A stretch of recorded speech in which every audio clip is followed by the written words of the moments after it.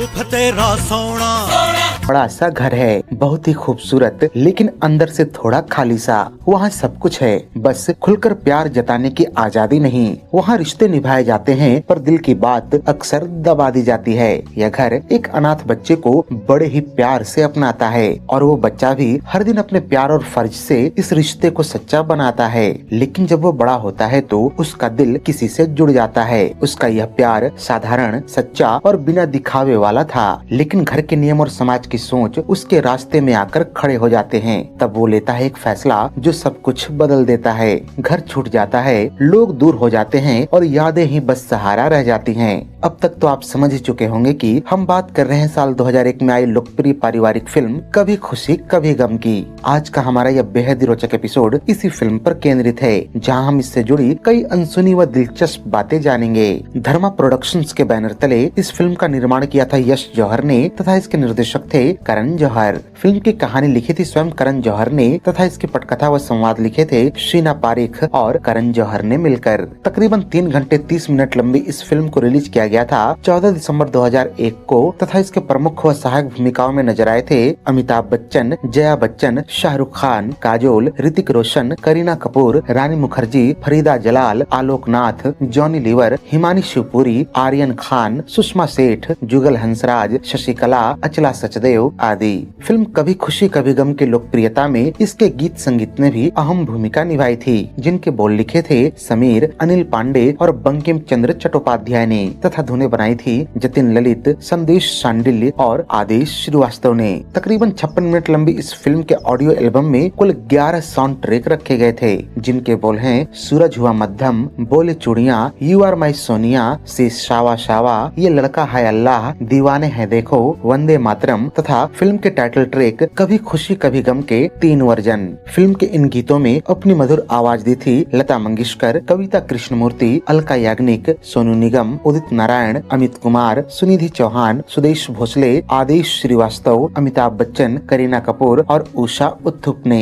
Film कभी खुशी कभी गम साल 2001 में सर्वाधिक कमाई करने वाली फिल्मों के दूसरे स्थान पर रही थी। इसका कुल बजट था तकरीबन 40 करोड़ रुपए, तथा इसने बॉक्स ऑफिस पर 55 करोड़ रुपए कमाए थे। इस लिहाज से फिल्म को ब्लॉकबस्टर घोषित किया गया था। इस फिल्म को उस वक्त 500 स्क्रीन पर रिलीज किया गया था, जिसे देखने के लिए लगभग 3 करोड़ 12 लाख लोग सिनेमा घरों में पहुंचे थे। इस साल कमाई के मामले में पहले स्थान पर रही फिल्म गदर एक प्रेम कथा, जिसने 77 करोड़ रुपए कमाए और ऑल टाइम ब्लॉकबस्टर कहलाई। तीसरे स्थान पर रही फिल्म लगान, जिसने 34 करोड़ रुपए कमाए और हिट कहलाई। चौथे स्थान पर रही फिल्म इंडियन, जिसने 24 करोड़ रुपए कमाए और हिट कहलाई, तथा 5वें स्थान पर रही फिल्म जोड़ी नंबर 1, जिसने 19 करोड़ रुपए कमाए और यह भी हिट कहलाई। साल 1998 में आई अपनी पिछली फिल्म कुछ कुछ होता है की सफलता के बाद करण जौहर ने कुछ अलग करने की ठानी। वे सिर्फ प्यार की कहानी दिखाना नहीं चाहते थे, बल्कि परिवार और रिश्तों की गहराई को दिखाने वाली फिल्म भी बनाना चाहते थे। इसके लिए शुरुआत में जो कॉन्सेप्ट उन्होंने तैयार की वो 2 बहुओं के इर्द गिर्द घूमती थी, लेकिन बाद में उन्होंने इसे बदल दिया।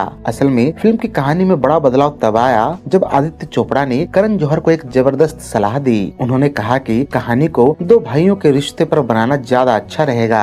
यहीं से फिल्म की असली कहानी शुरू हुई, एक पिता और उसके 2 बेटों की कहानी, जिसमें प्यार, गुस्सा और दूरी सब कुछ दिखाया गया। करण जौहर इस फिल्म को बड़े स्तर पर बनाना चाहते थे। उनका मकसद था कि दर्शक फिल्म देखने आए और हंसे भी, रोए भी, तथा अपने परिवार को याद भी करे। उनकी पिछली फिल्म हल्की फुल्की थी, लेकिन यह फिल्म ज्यादा भावनात्मक और गंभीर थी। हालांकि इतना कुछ बदलाव करने के बाद भी करण जौहर कुछ कुछ होता है कि मोह से बाहर नहीं निकल पाए, जिस कारण दोनों फिल्मों में कई समानताएं देखने को मिलती हैं। सबसे पहले दोनों फिल्मों की सबसे बड़ी समानता, दोनों फिल्मों में मुख्य प्रेम कहानी के पात्रों के नाम राहुल और अंजलि शर्मा ही है। इन दोनों किरदारों को एक बार फिर से मशहूर अभिनेता शाहरुख खान और अभिनेत्री काजोल ने निभाया है। इससे दर्शकों को एक परिचित और भावनात्मक जुड़ाव महसूस होता है, क्योंकि वे पहले इन दोनों को एक सफल प्रेम कहानी में देख चुके होते हैं। दूसरी समानता कहानी के प्रस्तुत करने के तरीके में है। दोनों फिल्मों का पहला भाग मुख्य रूप से फ्लैशबैक में दिखाया गया है, यानी कहानी वर्तमान से शुरू होकर अतीत में जाती है और फिर वापस वर्तमान में आती है। इस फ्लैशबैक के अंत में एक ऐसा मोड़ आता है जहां कोई एक किरदार यह तय करता है कि वह बाकी पात्रों को फिर से मिलाने या उसकी जिंदगी सुधारने की कोशिश करेगा।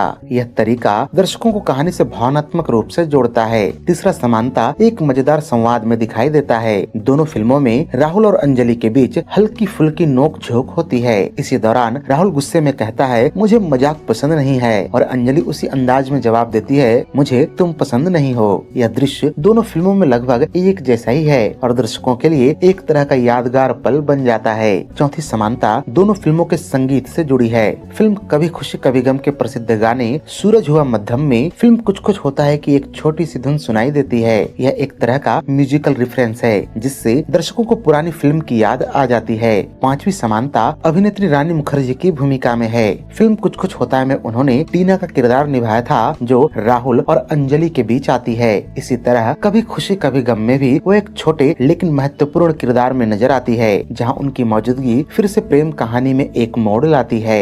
छठी और आखिरी समानता एक खास सीन में देखने को मिलता है जब फिल्म में नैना यानी कि रानी मुखर्जी राहुल को अपने सच्चे प्यार के पीछे जाने के लिए कहती है। तब बैकग्राउंड में कुछ कुछ होता है कि टीना यानी कि रानी मुखर्जी का ही थीम म्यूजिक बजता है। इन सभी समानताओं से यह साफ होता है कि निर्देशक करण जौहर ने अपनी नई फिल्म में अपनी पुरानी फिल्म के कई तत्वों को दोहराया है। यह जानबूझकर किया गया एक रचनात्मक फैसला हो सकता है ताकि दर्शकों को वही पुरानी भावनाएं और यादें फिर से महसूस हो सके। चलिए अब आपको इस फिल्म और अमिताभ बच्चन साहब से जुड़ी कुछ रोचक बातें बताते हैं। फिल्म में इनके द्वारा निभाए गए किरदार का नाम यशवर्धन रायचंद था जो आज भी यादगार माना जाता है। लेकिन यह सवाल यह उठता है कि इस प्रतिष्ठित भूमिका के लिए अमिताभ बच्चन को कैसे चुना गया। असल में करण जौहर की कल्पना में यशवर्धन रायचंद का किरदार एक ऐसे सख्त लेकिन भीतर से भावुक पिता का था जो परंपराओं और अनुशासन को सर्वोपरि मानता है। इस भूमिका के लिए उन्हें एक ऐसे अभिनेता की आवश्यकता थी जो न केवल उम्र और व्यक्तित्व में प्रभावशाली हो बल्कि जिसकी आवाज, स्क्रीन प्रेजेंस और अभिनय में गहराई हो। ऐसे में उनका ध्यान सबसे पहले अमिताभ बच्चन पर गया।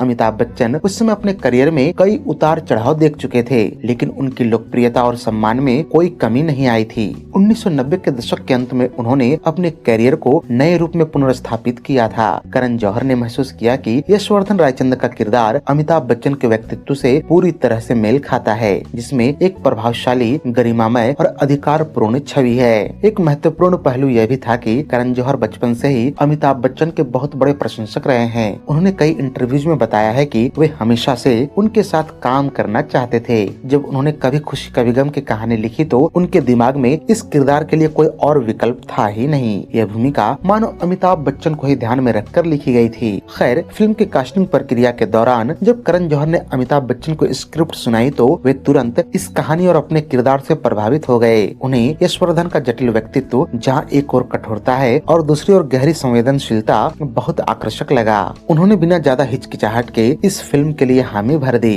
गौरतलब है कि करण जौहर ने इस फिल्म को बनाते समय अपनी निजी जिंदगी से काफी प्रेरणा ली थी। उनके पिता यश जौहर एक प्रसिद्ध फिल्म निर्माता थे और उनका व्यक्तित्व बहुत ही सुलझा हुआ, गरिमामय और अनुशासित था। वे अपने परिवार और काम दोनों को बहुत महत्व देते थे। करण जौहर अपने पिता के बेहद करीब थे और उन्हें बहुत सम्मान करते थे। यही कारण है कि उन्होंने यशवर्धन रायचंद का किरदार अपने पिता की छवि को ध्यान में रखकर लिखा।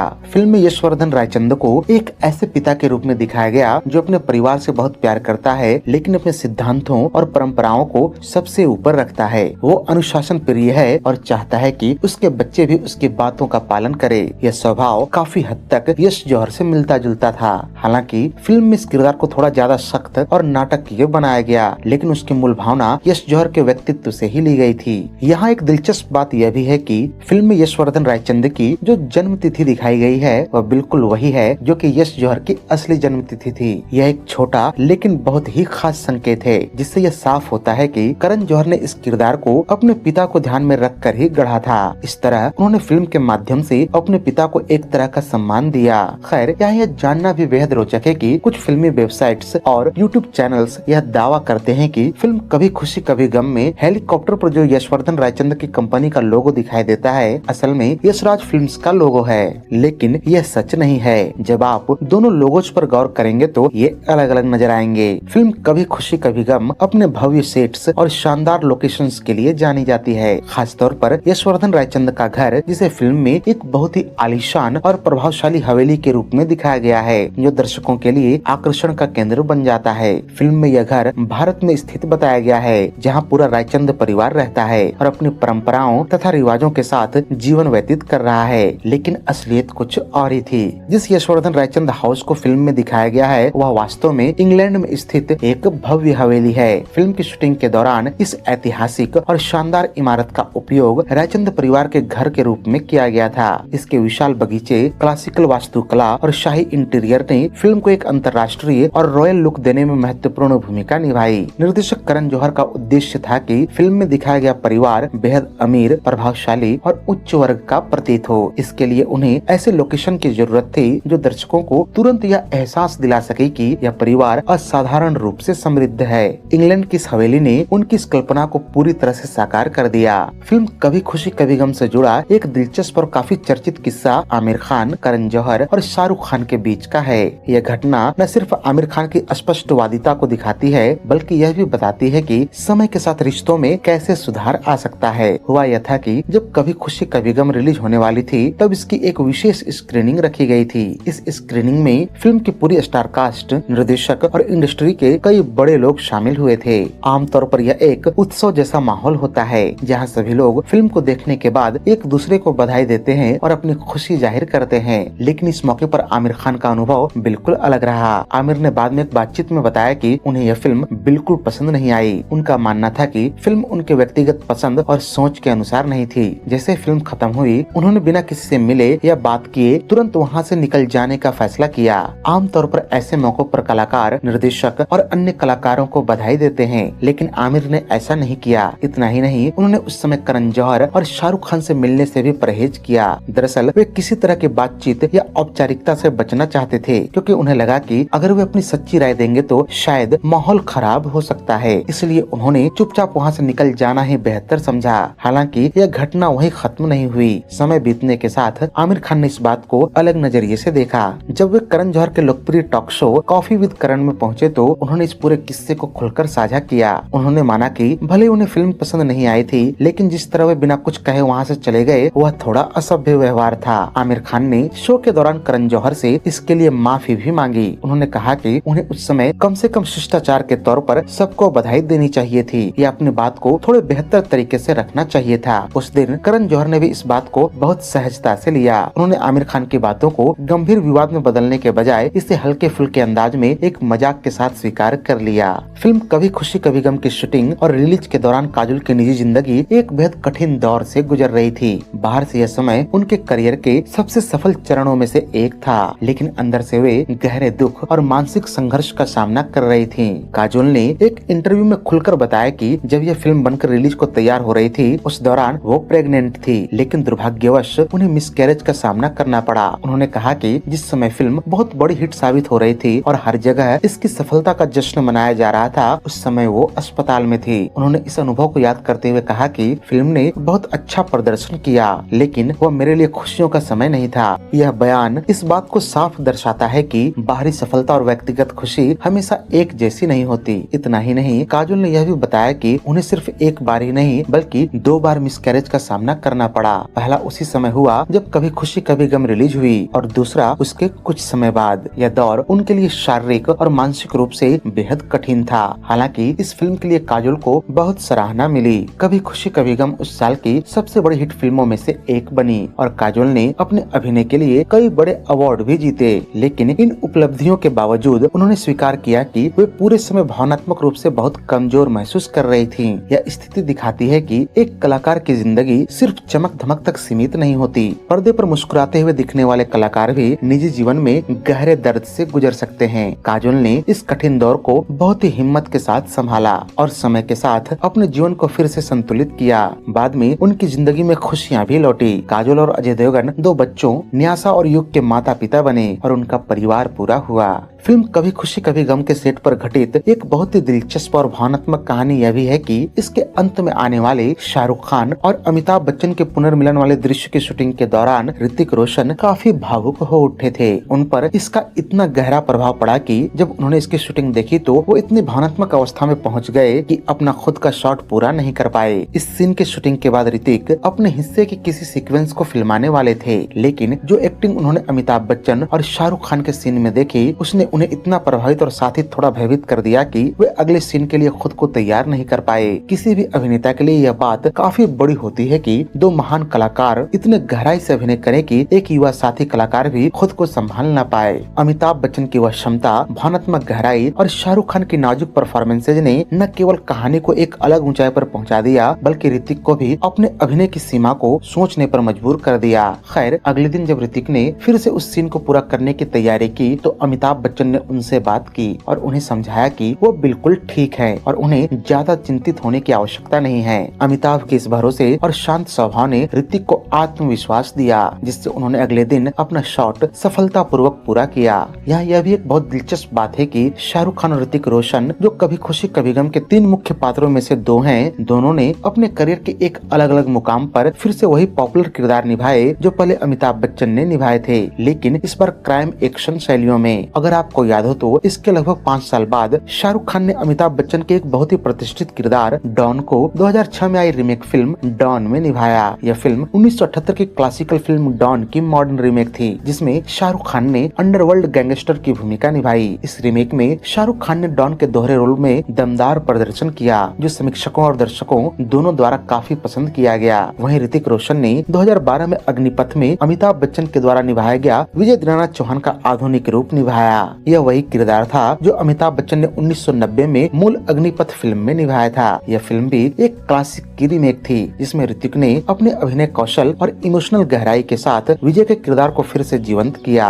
फिल्म कभी खुशी कभी गम में real life husband wife Amitabh और जया बच्चन एक साथ पति पत्नी ही बने नजर आए, लेकिन यहाँ दिलचस्प बात यह भी है कि इनके रियल बेटे अभिषेक बच्चन इस फिल्म में कैमियो करने वाले थे और इसके लिए उन्होंने शूटिंग भी कर ली थी, लेकिन बाद में इनके दृश्य आखिरकार फिल्म के फाइनल कट में शामिल नहीं हुआ। कई रिपोर्ट्स में यह कहा गया कि फिल्म पहले से लगभग 3.5 घंटे की लंबाई तक पहुंच चुकी थी। ऐसे में इसे और बढ़ाने से कहानी की लय और दर्शकों की रुचि पर असर पड़ सकता था। इसी वजह से एडिटिंग टीम और निर्देशक करण जौहर ने यह तय किया कि अभिषेक के कैमियो को हटाना बेहतर होगा ताकि फिल्म ज्यादा लंबी न हो। कुछ रिपोर्ट्स में यह भी कहा गया कि अभिषेक बच्चन ने खुद निर्देशक से यह अनुरोध किया कि उनका कैमियो वाला हिस्सा फिल्म से निकाल दिया जाए। हालांकि इसकी कोई भी आधिकारिक पुष्टि नहीं है, लेकिन यह कहानी भी तब से फैंस के बीच घूम रही है कि अभिषेक ने किसी कारण से स्वयं ही हटाए जाने की इच्छा जताई थी। खैर, वास्तविक कारण जो भी रहा हो, चाहे एडिटिंग के निर्णय, फिल्म की लंबाई या अभिषेक की खुद की इच्छा, लेकिन फिल्म के अंतिम कट में उनका कैमियो शामिल नहीं किया गया। हाल ही में फिल्म के कुछ डिलीटेड सीन्स इंटरनेट पर वायरल हुए हैं, जिनमें से कुछ में अभिषेक बच्चन का कैमियो भी दिखाई देता है। इन क्लिप्स में अभिषेक और करीना कपूर के बीच कुछ मजेदार संवाद या हल्की फुल्की बातचीत दिखाई गई है, जिसे देखकर फैंस काफी उत्साहित हुए। गौरतलब है कि आर्यन खान, जो कि शाहरुख खान और गौरी खान के सबसे बड़े बेटे हैं, उन्होंने भी कभी खुशी कभी गम में एक खास भूमिका निभाई थी। जब यह फिल्म साल 2001 में रिलीज हुई तब आर्यन खान सिर्फ 3-4 साल के थे। इसी उम्र में उन्होंने फिल्म के शुरुआती दृश्यों में अपने पिता के पात्र राहुल का छोटा रूप निभाया। यह दृश्य फिल्म के ओपनिंग में दिखाई देता है, जहाँ राहुल बचपन में खेलकूद और पारिवारिक वातावरण में दिखाई देता है। आर्यन के लिए कभी खुशी कभी गम उनका पहला स्क्रीन एक्सपीरियंस था। हालांकि उन्होंने आगे फिल्मों में बड़े अभिनय रोल नहीं किए, लेकिन ये छोटा सा कैमियो उनके लिए एक यादगार पल रहा। खासकर जब बाद में फिल्म की 20वीं सालगिरह मनाई गई तो काजल तथा करण जौहर ने इस बात को विश करते हुए शेयर किया कि आर्यन का यह सबसे पहला ऑन स्क्रीन डेब्यू था। शाहरुख और आर्यन के अलावा असली पिता पुत्र की एक और जोड़ी इस फिल्म में नजर आई थी। जी हाँ, ये थे जॉनी लीवर और उनके बेटे जेसी लीवर। जॉनी ने फिल्म में हल्दीराम नामक एक हलवाई का किरदार निभाया था। यह दृश्य तब आता है जब रोहन यानी कि ऋतिक रोशन अपने बड़े भाई राहुल यानी कि शाहरुख और उनकी पत्नी अंजलि यानी कि काजुल को ढूंढने दिल्ली के चांदनी चौक पर जाते हैं। वहाँ ये हल्दीराम की दुकान के पास रुकते हैं। इस दृश्य में जॉनी लीवर के साथ यह बच्चा कोई और नहीं बल्कि उनके बेटे जेसी लीवर है। हालांकि यह कैमियो इतना छोटा था कि कई दर्शकों ने इसे नजरअंदाज कर दिया, लेकिन फिल्म के बाद जब जॉनी लीवर ने सोशल मीडिया पर इस दृश्य को फिर से रिक्रिएट किया तो बहुत से फैंस ने इस बात पर हैरानी जताई कि वह वास्तव में उनके बेटे ही हैं जो साथ में फिल्म में दिखाई दिए थे। चलिए अब आपको इस फिल्म से जुड़े कुछ फनी मिस्टेक्स भी बताते हैं। अगर आपको याद हो तो फिल्म में कहानी का फ्लैशबैक का हिस्सा जो वर्ष 1991 के आसपास सेट किया गया था, उस दौरान अमिताभ और जया बच्चन अपने बर्थडे पार्टी के एक दृश्य में एक गाने पर झूमते और नाचते दिखाई देते हैं। यह गाना है आती क्या खंडाला, जो कि आमिर खान की फिल्म गुलाम का है। लेकिन यहाँ समस्या या गलती यह है कि कभी खुशी कभी गम के फ्लैशबैक को कथित तौर पर 1991 में सेट किया गया है, यानी उस समय गुलाम असल में रिलीज ही नहीं हुई थी और आती क्या खंडाला जैसा कोई गाना मौजूद ही नहीं था। इसलिए जब अमिताभ और जया बच्चन उस गाने पर नाचते दिखाई देते हैं तो वह एक टाइमलाइन से बाहर की चीज हो जाती है और तकनीकी रूप से यह वास्तविक इतिहास के हिसाब से संभव ही नहीं है। इनके अलावा साल 1991 में ही अमिताभ बच्चन को एक नोकिया 9000 फोन का इस्तेमाल करते हुए दिखाया गया है। यह अपने आप में ही एक बड़ी गलती है, क्योंकि वास्तविक में यह फोन नोकिया ने 1996 में जाकर लॉन्च किया था। इसके अलावा इसी फ्लैशबैक टाइम पीरियड में अमिताभ बच्चन एक बड़े LCD फ्लैट स्क्रीन टीवी के सामने बैठे हुए दिखाए गए हैं। तकनीकी रूप से यह भी संभव नहीं है, क्योंकि LCD फ्लैट स्क्रीन टीवी वर्ष 1991 के आसपास मार्केट में आए ही नहीं थे। हाँ, ये सच जरूर है कि पहली LCD स्क्रीन 1980 के दशक में विकसित हो गई थी, लेकिन वे केवल कंप्यूटर मॉनिटर या औद्योगिक उपकरणों में ही इस्तेमाल की जाती थी। व्यावसायिक और घरेलू उपयोग के लिए बड़े फ्लैट स्क्रीन टीवी मार्केट में 1996-97 के आसपास आए। इनके अलावा भी एक्टर्स के जूतों, कपड़ों आदि में भी कई छोटी छोटी पर ध्यान खींचने वाली गलतियां हुई हैं। लेकिन वीडियो की लंबाई को देखते हुए मिस्टेक्स वाला यह सेगमेंट हम यहीं पर रोकने की इजाजत चाहेंगे। बात करें इस फिल्म के शूटिंग लोकेशंस की तो 16 अक्टूबर 2000 को मुंबई में फिल्म की प्रिंसिपल फोटोग्राफी शुरू हुई। शुरुआती सीन की शूटिंग के लिए चुना गया था बोले चुड़िया गीत को, जिसमें ऋतिक रोशन, करीना कपूर, शाहरुख खान और काजोल ने अभिनय किया। इस गाने की शूटिंग मुंबई के सेट में हुई, जिसे चांदनी चौक की तरह डिजाइन किया गया था। सेट की डिटेलिंग और पारंपरिक डांस ने गाने में त्योहार जैसा माहौल ला दिया। इसके कुछ दिनों बाद अमिताभ और जया बच्चन भी शूटिंग में शामिल हुए। बताया जाता है कि फिल्म की शूटिंग के दौरान निर्देशक करण जौहर को भारी थकावट और स्ट्रेस हुआ करता था। एक बार तो वो फिल्म के सेट पर थोड़ी देर के लिए बेहोश भी हो गए थे। इसके बावजूद उन्होंने कैमरे के पीछे आराम करते हुए निर्देशन जारी रखा था। इस फिल्म के पहले हिस्से में आने वाले चांदनी चौक और रायचंद हवेली को मुंबई में तैयार किए गए सेट्स पर फिल्माया गया था। रायचंद हवेली का इंटीरियर पूरी तरह से नया बनाया गया और इसे इम्पोर्टेड आर्ट वर्क और लग्जरी डेकोर से सजाया गया था। फिल्म का दूसरा भाग यूनाइटेड किंगडम में शूट किया गया। करण जौहर ने लंदन को इसलिए चुना क्योंकि यह उनके लिए व्यक्तिगत रूप से महत्वपूर्ण था और कहानी की आवश्यकताओं के अनुरूप भी था। वहाँ के लोकेशंस में शामिल थे Millennium Stadium, Cardiff Bluewater shopping centre, Kent Blenheim Palace, Saint Paul's Cathedral, Thames नदी आदि। इनके अलावा रायचंद स्टेट का बाहरी दृश्य लंदन स्थित वाडेस्टन मैन्योर में फिल्माए गए थे। फिल्म का प्रमुख रोमांटिक गाना सूरज हुआ मध्यम मिस्र के काहिरा में गीजा पिरामिड के पास शूट किया गया था। यह गाना शाहरुख खान और काजोल के रोमांटिक दृश्य पर आधारित था। सूर्य की रोशनी से परेशानी और गर्मी के कारण इसकी शूटिंग वहाँ केवल सुबह के समय हुई और कई दिनों तक चली थी। इस दौरान काजोल को हल्की चोट भी लगी थी। कभी खुशी कभी गम सिर्फ एक ब्लॉकबस्टर फिल्म ही नहीं, बल्कि इसने भारतीय सिनेमा में अपने ग्लैमरस सेट्स, भव्य फिल्मी ड्रामा और यादगार गानों के लिए कई पुरस्कार और सम्मान भी अर्जित किए। फिल्म ने दर्शकों और आलोचकों दोनों से शानदार प्रतिक्रियाएं पाई और यह बॉलीवुड की सबसे प्रतिष्ठित पारिवारिक फिल्मों में से एक बन गई। फिल्म के संगीत और गायन को विशेष रूप से सराहा गया। इसके गीत सूरज हुआ मध्यम के लिए सोनू निगम को बेस्ट मेल प्लेबैक सिंगर के लिए नामांकित किया गया, जबकि अलका याग्निक को बेस्ट फीमेल प्लेबैक सिंगर के लिए नामांकन मिला। हालांकि सोनू ये अवार्ड फिल्म लगान के गीत मितवा के लिए उदित नारायण से हार गए थे और अलका याग्निक भी लगान के एक अन्य गीत ओरी छोरी के लिए स्वयं से हार गई थी। इसके अलावा निर्देशक करण जौहर को फिल्म कभी खुशी कभी गम के संवादों के लिए बेस्ट डायलॉग का फिल्म फेयर पुरस्कार मिला। फिल्म के सेट और कला निर्देशन को भी व्यापक सराहना मिली। शर्मिष्ठा रॉय को बेस्ट आर्ट डायरेक्शन का फिल्म फेयर पुरस्कार हासिल हुआ था। उन्होंने राजेंद्र परिवार के आलीशान घर और भव्य सेट्स को तैयार किए, जो फिल्म में परिवार की समृद्धि और विलासिता को दर्शाते हैं। अंतर्राष्ट्रीय स्तर पर भी फिल्म को मान्यता मिली थी। मार्च 2002 में वैलेंसियंस अंतर्राष्ट्रीय फिल्म महोत्सव में फिल्म को special jury award, audience jury award और स्टूडेंट जूरी अवार्ड जैसे 3 पुरस्कार मिले। इन पुरस्कारों ने फिल्म की वैश्विक स्वीकार्यता और लोकप्रियता को दर्शाया। फिल्म में मुख्य नायिका की भूमिका निभाने वाली काजल को भी कई पुरस्कार मिले, जिनमें संसोई व्यूअर्स चॉइस मूवी अवार्ड और ब्लू नोड अवार्ड शामिल हैं। जया बच्चन को बेस्ट सपोर्टिंग अभिनेत्री के रूप में फिल्म फेयर अवार्ड से सम्मानित किया गया। वहीं करीना कपूर को बेस्ट सेंसेशनल रोल फीमेल के लिए नामांकन हासिल हुआ था। फिल्म फेयर अवार्ड्स के मेंस कैटेगरी में शाहरुख खान को बेस्ट एक्टर और बेस्ट क्रिटिक्स एक्टर के लिए नामांकित किया गया, जबकि ऋतिक रोशन को बेस्ट सपोर्टिंग एक्टर का बॉलीवुड मूवी अवार्ड मिला। इस तरह से कभी खुशी कभी गम ने न केवल पुरस्कार और नामांकन अर्जित किए, बल्कि बॉलीवुड में अपनी विरासत भी स्थापित की। फिल्म ने पारिवारिक ड्रामा और ग्लैमरस सेट्स के नए मानक तय किए। इसके गाने आज भी बेहद लोकप्रिय हैं और संवाद तथा दृश्य आज भी दर्शकों के दिलों में बसे हुए हैं। फिल्म ने बॉलीवुड के पारिवारिक रोमांटिक सिनेमा के लिए एक नया आदर्श प्रस्तुत किया। तो ये थी साल 2001 में आई लोकप्रिय पारिवारिक फिल्म कभी खुशी कभी गम पर हमारी एक स्पेशल डिटेल्ड वीडियो। उम्मीद है कि यह आपको बेहद रोचक लगी होगी। अगर वीडियो पसंद आई हो तो इसे लाइक और शेयर भी कर दें तथा ऐसे ही अन्य दिलचस्प वीडियोस की नोटिफिकेशन पाने के लिए चैनल को सब्सक्राइब करके बेल आइकॉन में ऑल का बटन दबाना न भूलें। धन्यवाद।